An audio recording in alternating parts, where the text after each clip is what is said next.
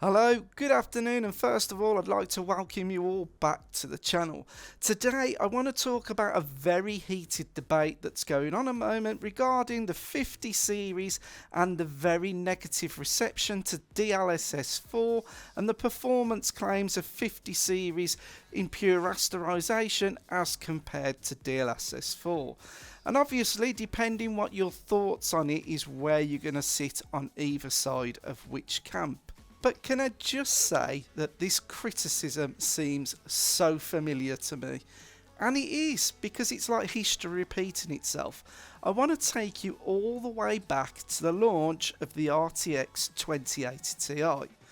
I was somewhat there because I purchased an RTX 2080 Ti, and I remember the backlash about the increase in price and also the backlash over ray tracing.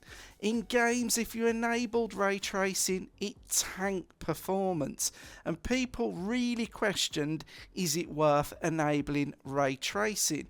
Not only that, the implementation was very slow at first, so not all games had the ability to use ray tracing. But just fast forward 3 generations and look where we are now. Nearly every game that comes out has got ray tracing support. We've also got AMD and Intel also working to providing ray tracing support and some sort of upscaling technology and frame generation. So this is why I think DLSS4 and AI frame generation are very much in the same boat back when we started with RTX and the 2080 Ti. New technologies are often come along with large amounts of skepticism, but I honestly see that DLSS4 inputted frames or AI generated graphics are the future, and I think we need to delve into the reason why. So at this point in the video, I want you to do something for me. If you never watched all of the Nvidia presentation, or you skimmed the presentation, or you've just listened to everybody else on the bandwagon, I want you to pause the video and give it a thumbs up. That will give me some idea of how many people actually watched the presentation. But anyway, let's continue. You must have heard of Moore's Law. And there is also a YouTube channel called Moore's Law is Dead. Go over, watch his channel. You might actually learn something. I do, definitely, whenever I watch his content. But Moore's Law, it's basically the principle of where every couple of years technology doubles down in performance. But the issue that we have got, not me personally, the Nvidia and the chip makers, is that as the technology and the die sizes shrink, and all the components, the transistors, the microprocessors, everything on the wafer gets smaller, it becomes so much more difficult to produce, and it becomes more expensive to produce. Not only that, the faster and smaller things get, the more heat it generates. And unfortunately, the principle of Moore's Law says that at some point we're going to get to the situation where these massive leaps in rasterization performance are just not possible. So as Jensen explained in his keynote, AI frame generation or AI generated graphics are going to be a way to get around the hardware performance barriers that we're starting to come up against.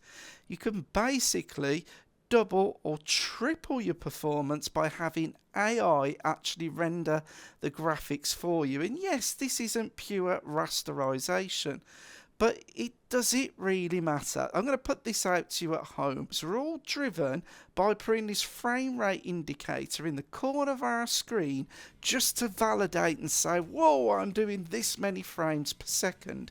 When in all reality, we're actually playing the goddamn game, and we're not bothered what that figure is because we're concentrated in the game, driving, playing, first-person shooting. Yes, there are some games where frame rate matters more than others, but if it's within an acceptable level, whether it's bloody 60, 120 or 240, it doesn't matter as long as for you personally The experience is working.